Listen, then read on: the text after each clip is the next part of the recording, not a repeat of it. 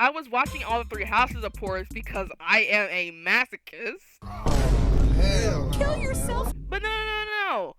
Seriously, I think it's kind of important to like at least watch most of the supports because you never know what hidden lore about Crest astrology is hidden in the Catherine and Lacynthia support, and we would just never know because who gives a shit about Catherine, am I right? I did this for Hopes and the base game, and I thought it would then be fun to list off my favorite. Going now. See you, Leonie. Wait, now hold on. How come it's not rude for you to just pass me by? Me? Pass who now? And my least favorite supports from the verse. Kill me. And every woman in Fodlan wants to have my little Crest baby. This video will be on the top 10 cringe supports, like the worst of the worst in my opinion. So without further ado, let's get into number 10. Number 10. Bernadetta is a character I've turned around on recently after watching all of her supports. All I've seen from her was yelling, being scared, and whiny, which I hate, and I don't find endearing in the slightest. I'm not like a bunch of these weirdo freaks on the internet. But she actually has some nice interactions with most of the cast, especially Hubert, Ferdinand, and Seth, where her terror is either justified or she generally stops acting so mentally ill. But her violent support reaffirmed all of my negative feelings about Bernadetta. Up to the S support, she's scared of being killed. You're going to kill me, aren't you? How romantic. It's also just clear waifu bait. I feel like Violet is one of the more terrifying characters in the verse. He's literally called the Ashen Demon, and just fluoride stares at everyone. Barely talks. But Bernadetta is like,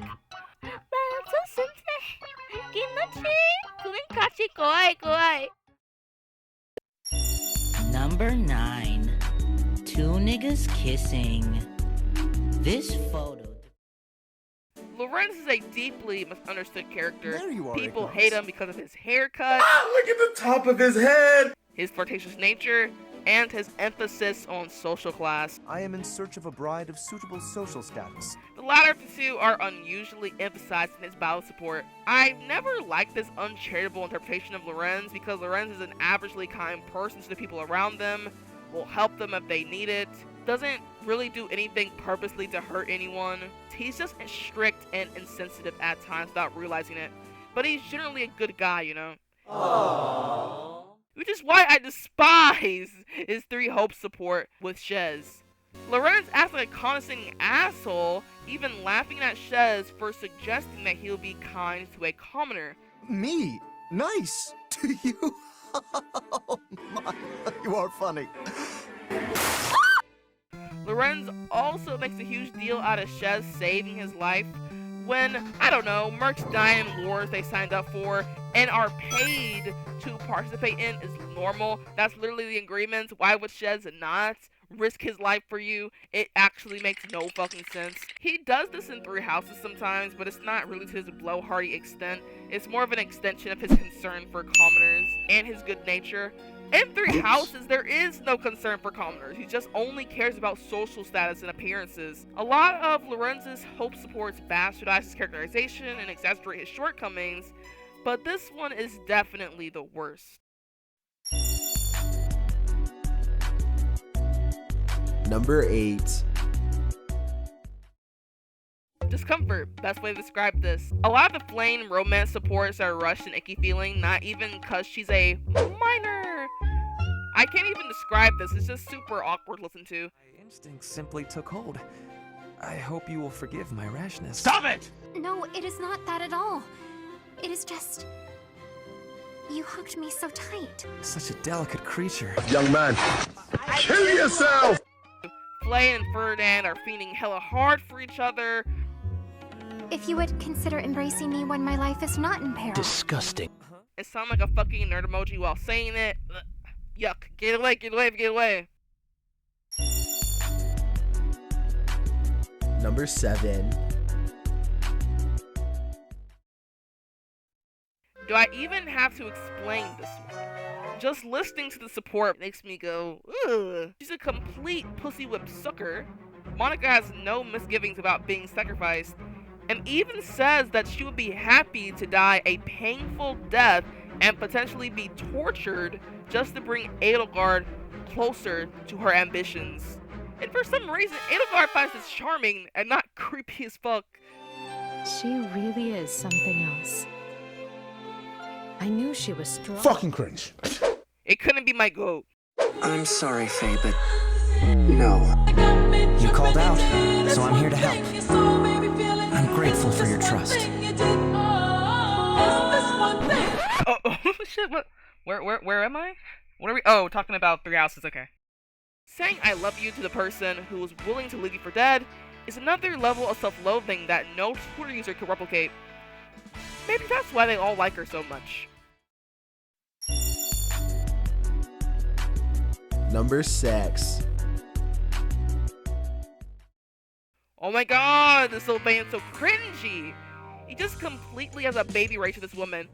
Oh, I get it. If I'm not your type, do you want me to introduce you to some other guys who have crests? They're all nobles, just like me. What? My dick's not big enough? I don't have enough money? Well, I know some other guys who'll be better for you, you fucking skank! It's like, so pathetic. Especially since he was in the wrong, he literally cheated on her. Oh my god. Sylvain isn't even a total piece of shit, which is why I find his ballad support really aggressive and heavy-handed. I feel like this is like the support where he treats women the worst. He's usually just kind of promiscuous, but I don't think he cheats on women besides in this support. They definitely could have dialed back his misogyny thing a bit, so he doesn't come off like a hypergamous female nature chode, like he watches Andrew Tate live streams and shit. When you are top G, you are dangerous at everything. That's why I'm top G. I also hate the sentiment that it's bad for women to want to acquire status and money and security through marriage. Which is different from being a gold digger.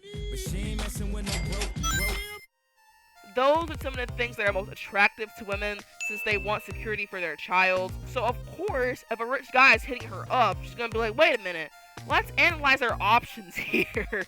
Instead of hitting up bro down the street who's gonna be working in the fields, dying of heat stroke. I think it's pretty natural and human to want to explore these options, and it definitely does not make you a gold digger. Sylvain is also quite shallow himself, going on about beauty and rarely talking about a girl's personality. So him being concerned largely with superficial features, but women can't, is pretty sexist. Let's keep it a buck, let's be honest. I hate how I'm supposed to feel bad for this witch woman with hating dude when he's just a big baby and could easily change his situation if he wanted to by running away from home perhaps, or just staying up to his dad. He even admits that he does not have the courage to run away from home or do anything to fix his situation. But come on, I can't help but look up to you. If I'd had the guts to run away from home, I wonder if I would have cared as little about my crest as you do yours. And him threatening Violet and being like /J, like, Sylvain, you fucking weirdo. Violet probably had a terrible childhood, you know, not having a mom, not having a stable childhood, having moved around a lot, so probably had no friends, was a fucking mercenary. Oh my god, Violet is just like my goat. Why are you envious of that? And Violet sympathizes with him, even after he says this. Violet's too good for me. He's too good for me. I would have flunked that nigga, held him back, not give no recommendations, fuck up that nigga's resume. Tell his homegirls he got HIV, tuberculosis, a urinary tract infection. That man said another subject in his life if I got anything to do with it. That nigga would have been so pussy to probably be begging back in his mama again. That's what I got. We're about halfway through the list now. If you've made it this far and liked my totally amazing facts and logic, hit the subscribe and like button. If you hated my points, harass me on Discord and in my comment section. Thank you. Number 5. Are you ready for a hot take? I'm sorry, but I can't take misunderstanding plots and romance seriously. They're so cliche and overdone, and this one is worse. Because usually, the misunderstanding plot is like, oh my god, I feel so bad, I'm so nervous, I don't know what the other person is thinking, I just want to run away. This, Dorothea antagonizes Ferdinand when he's such a precious boy. How could she do that to him? I assumed your noble upbringing had dulled your perception. But you got it right on your first try. I hate you. I understand Dorothea is blunt and bitch shame, but she takes it to a whole other level, to the point where she's just being an asshole. I do like this comeback though. A bee? I haven't the slightest. Perhaps because I am such a diligent worker? Made me happy, made me smile. Nice. But I hate this line. I do not mind you thinking of me as a bee. Life as a simple drone. Killing myself. Killing no. Number 4. Lorenz and Mercedes.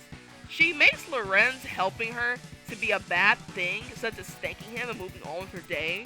I don't like how Mercedes is like, Lorenz, why don't you wanna fuck me? And it's like, just strange behavior. I've never been like, wow, a nigga don't want me for traits I can't change. I'ma fucking continue to be around him and look like a bitter bitch about a man I don't want. Like, it makes zero sense. They could have talked about anything else. And the thing that pisses me off is that Mercedes implies that Lorenz would have taken advantage of her, whatever the hell that means, if he was lowborn. Are you implying that you would have taken advantage of me if you were lowborn? Like, that's such a reach, what? And then Mercedes starts psychoanalyzing her with her effing psych. With common women, don't you? And I know deep in your heart you love being around us. You're willfully ignorant. Sure, Jan.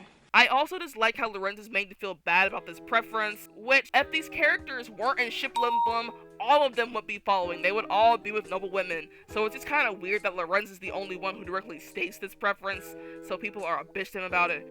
And then he completely changes his mind about Mercedes after learning she's to be nobility. What doesn't matter to him has seen his support with Leone and Dorothea. And it just plays into all the misconceptions about Lorenz by how horribly written it is, and for that, I can't forgive it. Number 3. Poor Annette. I think I'd go Sayori if this woman was my best friend. This B support is terrible. She chastises Annette for being a good friend to her, so she doesn't get by some random thug. And then she's like, what? You're blaming me for this? Girl, I don't even know what to say. There's not a lot to say. Just fuck this B support. Generally makes me a little angry. Number 2. Hello, monkeys! Yeah, we all knew this was coming. Hilda and Cyril. I already covered most of my feelings in the support in my Lynn vs. Claude video, so I'll keep this kind of brief. Basically, the support sucks since Hilda has a strong bias against Almirans that is left unaddressed. But I do know that armies from Almyra will attack without reason and break treaties and tell lies. Everyone says they're a bunch of brutes. Now you know why I'm always saying that they're nothing but monkeys. But the game thinks that the bias is addressed because her brother told her that Cyril is one of the good Almirans who doesn't sack his pants and doesn't need food stamps. Be he Almiran or no, any young man with compassion and good conduct is worthy of respect. Character is... It's also kind of crazy because Holst logically would have been one of the people who taught her this bias and kept it unmanaged for so long. Her game's revelation from him means zilch. It just would have been better if Hilda came to her own conclusions about this matter, rather than her brother telling her how to feel. And I also hate how she doesn't see right through this and thinks they aren't looking down on him. A lot of people look down on me just cause I'm Almiran. So, you know, it's nice to hear somebody accept me as just another person. Oh, the white woman's got a big heart. Lord, she's got a big heart. I think it's still insulting for someone to say, you aren't like those other Negroes. Like, what? You'll still feel lesser than them anyways, so it's a bit unrealistic to me. It's like she doesn't actually change her opinion about Almirans. Let's make that perfectly clear.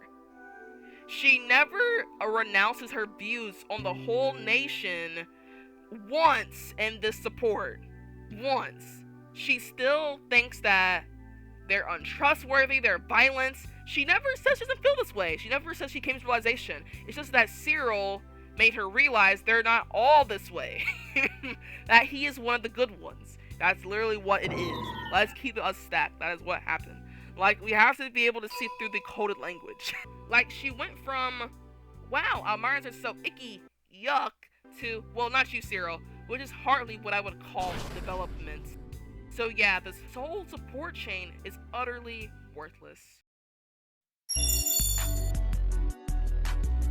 Number 1. This support, man, I couldn't even believe what I was seeing and hearing when I turned this support on. They made another fucking game on this shitty fucking continent, yet they still never learn. This support is the culmination of everything wrong with Three Houses' world building, and we'll have to get to it in the next video. Gotcha. Subscribe, man! This video is already way too long.